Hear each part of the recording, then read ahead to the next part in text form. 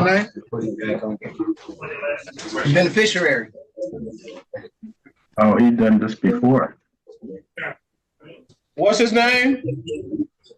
The beneficiary. Yeah. First name, Mr. Beneficiary. Are you stating that the trust that we are administrating is the Kevin Pollard Trust? If so, I'm asking what your name is. my name is the beneficiary of the trust. Of whose trust? Are you stating that the trust that we are now administrating is the Kevin Pollard Trust, Your Honor? Okay, I'm If so, gonna recall him. Bring up somebody else. Put him aside. We'll call him at the end.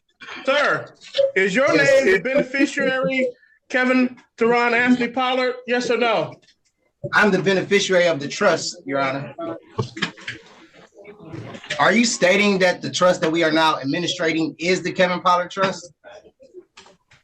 Are you Kevin Pollard? I'm asking you.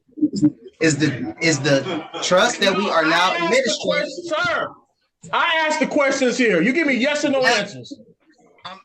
You're asking for my permission to ask the questions. You give the answers. Is that clear? It's very clear. Okay, listen. Yes. Are you also known by the name of Kevin Pollard amongst other names? Yes or no? Are you stating that the trust that we are now administrating is the Kevin Pollard Trust, Your Honor? If so, Kevin Pollard is in fact present today. It is you that is Kevin Pollard, Your Honor. This case, few. If you've watched Sovereign Citizen Courtroom Chaos before, you might think you've seen it all. But I promise you, this one operates on an entirely different dimension of delusion. Today's subject isn't just confused, misinformed, or stubborn. No, this guy is fully committed to a whole fantasy universe built entirely inside his own head. And in that universe, he's not a defendant, not a person with a name, not even someone being charged with crimes. No, he is the beneficiary of the trust. And apparently the judge is him. Or he is the judge. Or the judge is a trust. Or something so bizarre that even other sovereign citizens would walk out of the room. What makes this case even more unhinged is that none of this nonsense happens once. Oh no, this plays out over multiple hearings, multiple magistrates, and multiple attempts at basic communication. And each time, he doubles down on the confusion like it's a competitive sport. But this isn't just some clown show. The serious criminal charges behind the theatrics take this case from absurd to horrifying. And as the script unfolds, you're going to see the judge's patience vanish, the magistrate tag team come in, and the prosecutor drop a bombshell that shifts the tone from comedic confusion to deeply disturbing reality. It is you. Really? Yes, Your Honor. Really? It is you. That is Kevin Pollard. Yes, Your I'm Honor. Kevin Pollard. You are Kevin Pollard today, Your Honor. I am the beneficiary. And then who are you? I am the beneficiary of the trust. Okay, well, Mr. Beneficiary, take you and your trust back to jail. I have some questions for the clerk, Your Honor. No. I have. Can I speak to the clerk before we go any further? You know what? I'm gonna put you in timeout. Get your mind right, Mr. Pollard. Yes, sir. Can I have the clerk present? Please, Your Honor. Don't give in.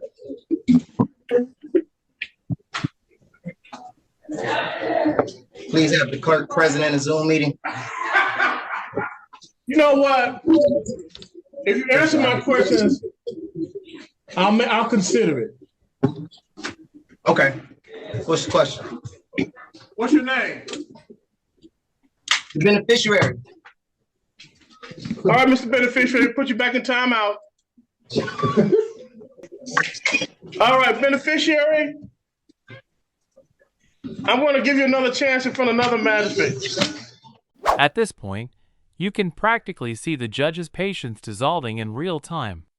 The defendant isn't just refusing to answer, he's running the standard sovereign citizen playbook, but remixing it with some new, experimental nonsense. Instead of claiming to be a secured party creditor, or administrator.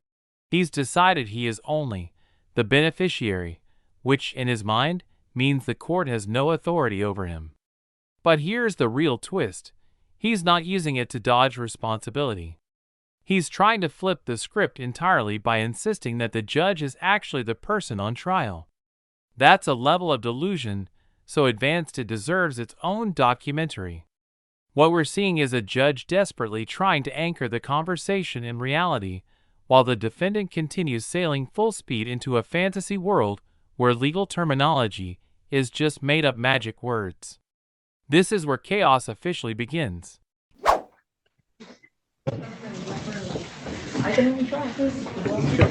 That's no problem. Can I have the clerk present, please? Hey, sir, I'm Magistrate Chartea. DDC. Excuse me? Yeah. I'm talking to the DDC officer. Yes. DDC? Yes, ma'am. Okay. The gentleman that is in front of the screen, in front of camera 1, what name do you have him listed as? Kevin Pollard. Do you have a middle name? No, ma'am. Okay, so you have a Kevin Pollard. Okay, and sir, you're identified as Kevin Pollard, but you're considering yourself the beneficiary. Is that correct, sir? Are we on the record? We are. Everything is on the record. Okay. Are you stating that the trust that we are now administrating is the Kevin Pollard trust, ma'am? I'm not administrating any trust because there is no trust in front of me. But what I'm asking you is, you call yourself the beneficiary. Is that correct? Yes, Your Honor. Okay, no problem. I have case number is 240-5538101. People of the state of Michigan versus Kevin Theron Anthony Pollard, who is listed by DDC as Kevin Pollard. However, the gentleman has identified himself as the beneficiary. You representing as Kevin Pollard today, Your Honor. Mr. Pollard, I'm not. Mr. Pollard, Now, as your counsel, I am going to advise that you stop speaking and allow the judge to speak. Yes, ma'am. Counsel Kirkland. Good afternoon, Your Honor. Shava Kirkland on behalf of Mr. Pollard, who has been advised of his rights, wishes to stand mute and waive the formal reading. Thank you. I'm going to enter plea of not guilty. Court dates are February 2nd, 2024. It is a probable cause conference, followed by preliminary examination, February 8th, 1:30 p.m. Both matters are in front of Judge King. The probable cause conference, it is at 8:30 in the morning. Mr. Beneficiary, you should not talk over to the court. I thank you very much. You are under oath and you are on record. And I'm asking you, beneficiary, I have not sworn you under oath. I am under oath, so I am doing all this. I'm going to enter plea of not guilty. I already given the court dates while this case is pending, sir. Okay, there should be no contact with the individual. You are not allowed to state what the judgment is. That is my job. Mr. Pollard, I do want to let you know that the person. Okay. I have a question for the clerk. Okay. I have a question for the clerk. I have a question for the clerk. You will give an opportunity, sir. You will give an opportunity. Let me finish. The people, go ahead, Esteban. Yeah, the people are asking for $250,000 cash bond, no cash, no surety. If he's able to ever post bond, we'd like GPS tether with home arrest. The defendant, Your Honor, has a continuing situation where he entices young girls on the internet from Arizona in this particular case, and previously on 10/23/2023 in another case where he enticed people. He's been arrested 3 different times for criminal sexual conduct. The first case, he was found not guilty back on 5/15/2015. The 10/21/2023 case, where he was criminal sexual conduct 1st degree and also contributing alcohol to a minor, 2 counts of that, was at the exam dismissed without prejudice. In our particular case we have here today, Your Honor, the victim is from Arizona. She came here after having a relationship, not the victim, but one of the witnesses came here after having a 3-year relationship with this defendant on the internet. When she turned 18, she came to visit. And also, Mr. Pollard introduced her to another girl who is also from Arizona. The other girl brought her niece or her, I forgot who, the relationship, but her 7-year-old niece with her to visit Mr. Pollard. And what happened then, because the person was tired from traveling, she fell asleep in the living room. When she woke up, she went into the bedroom, and there was Mr. Pollard with the 7-year-old girl. He then said, "What are you doing?" And he says, "Well, we're playing video games." So the woman, the adult in the room, she falls asleep again. And then she is awakened by the 7-year-old girl and asked to leave. The 7-year-old girl then tells her mother that the Mr. Pollard touched her, rubbed her, he says, okay? He said, accidentally is what he's trying to tell us what happened.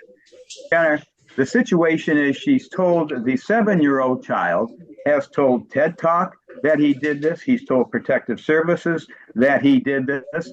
And as far as I'm concerned, Judge, he fits the category of a predator because he did the same thing in the 1023-2023 case of enticing young people from other parts of the country, perhaps, I don't know where exactly, to come and see him on the internet.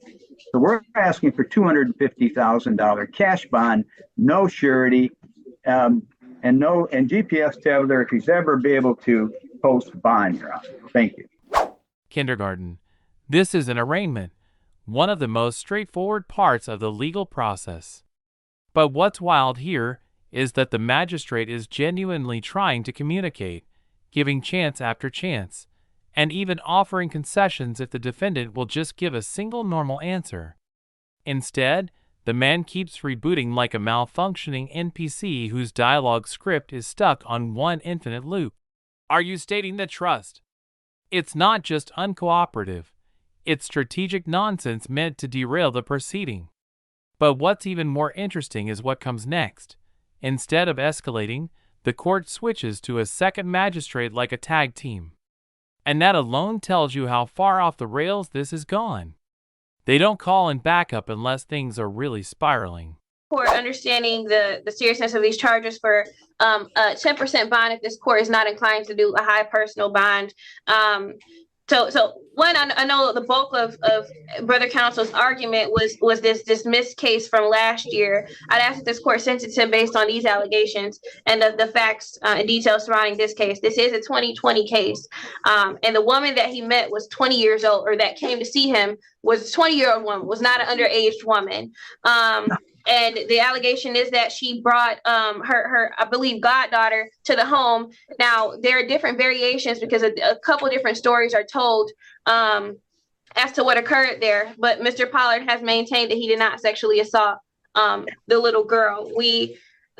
I'm not sure why this case wasn't charged until 2024, but it is a 4-year-old case. My understanding is that he I don't believe he's had any convictions since then. He is a lifelong resident, has a child, so he has strong ties to the community. He also owns a lawn service here. At this point, there's no amount of bond that he can't afford to pay, so even a 10% bond would be unaffordable for him. But given the age of this case and his lack of issues since this, I'd ask this court consider a high personal bond, if not that, a 10% bond.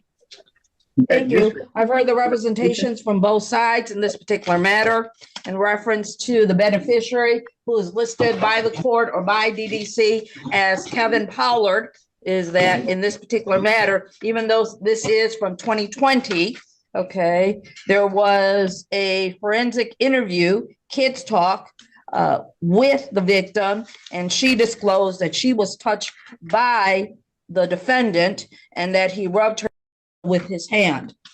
This court is not considering the other cases that were dismissed without prejudice. Okay, this court is only going with this matter. In reference to this gentleman, the defendant, bond is going to be $250,000 cash. There's going to be a GPS tether, home arrest. Further, okay, it's going to be unaffordable. So today is Friday. He's going to get another court date. Today's the 26th. January 29th, 2024, 9 o'clock in front of Judge McConicle, who's going to be looking at the bond amount and bond conditions. Also, there is one other thing. This court looks at clear and convincing evidence standard, okay, based on the representation, based on the reading. This court is convinced that Mr. Pollard, okay, I'm sorry, the beneficiary, okay, that he is a creditor in this particular matter. That's why we're putting at $250,000 cash, GPS tether, house arrest. He does have the, again, the unaffordable bond redetermination for this Monday, January 29, 2024, 9 o'clock in front of Judge McConigal. Also, there's another bond condition. He's not to be around any minor children. That concludes the arraignment of the beneficiary, also known as Kevin Pollard. Madam Clerk. Pretrial, Your You Honor. wish No, I was talk to the gentleman that's in Judge, front of the screen. Judge. Okay. pretrial and Just so for the examination. record, is that the clerk has declined to talk to the gentleman in front of the screen. No, that is not concludes his fair. arraignment. Thank That you. is not fair. You cannot do this. Under oath and on record, you cannot do this. I have rights, and you violated them, and you was not my judge. Okay, you can go. Go ahead and do whatever. You cannot do that. Now watch the tone shift. This second magistrate comes in with a completely different strategy. She isn't playing the defendant's word games. Instead of arguing about trusts or imaginary legal constructs, she pulls in the detention center officer to confirm his identity on the spot. This is a genius move. By outsourcing the identification to someone who physically sees him every day, she bypasses his rhetorical maze entirely. And when she calmly states that he is listed as Kevin Pollard and he calls himself the beneficiary, she's not debating him. She's documenting his nonsense for the record. That way, when this inevitably becomes part of future proceedings, appeals, or competency evaluations, his behavior is clearly preserved step by step.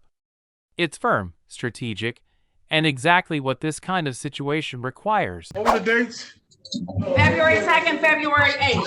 February 2nd, February 8th, bond Is the clerk redetermination Monday. administrator of this QV trust account that she are that Huh?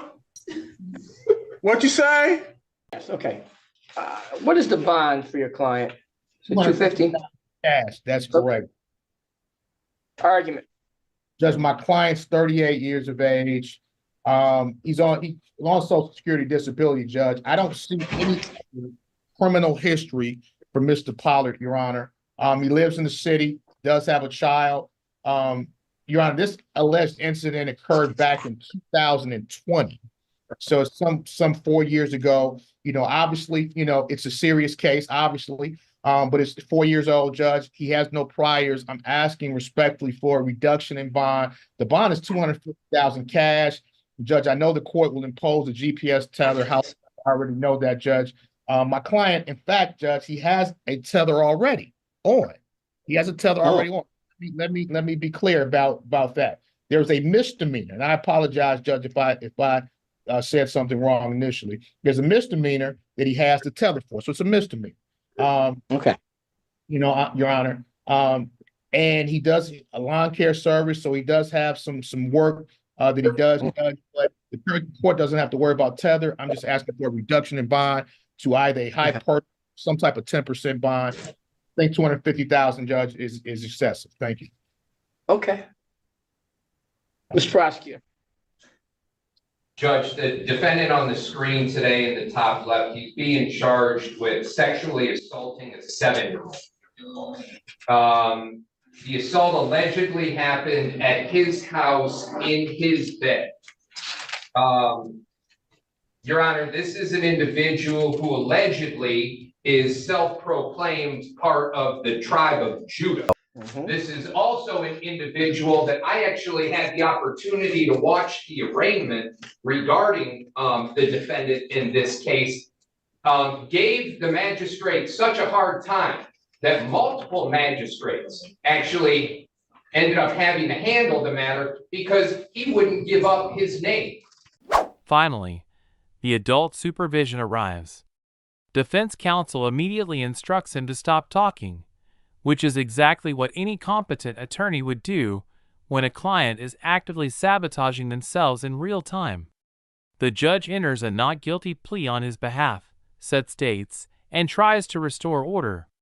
But notice how the defendant still attempts to override the judge, insisting that he is under oath and attempting to dictate courtroom procedure. This is classic sovereign citizen behavior. They believe their personal declarations carry legal power. They do not. The court's authority comes from law, not from whether a defendant feels spiritually under oath. And every time he speaks out of turn, he further demonstrates why counsel had to step in before this spiraled into total incoherence.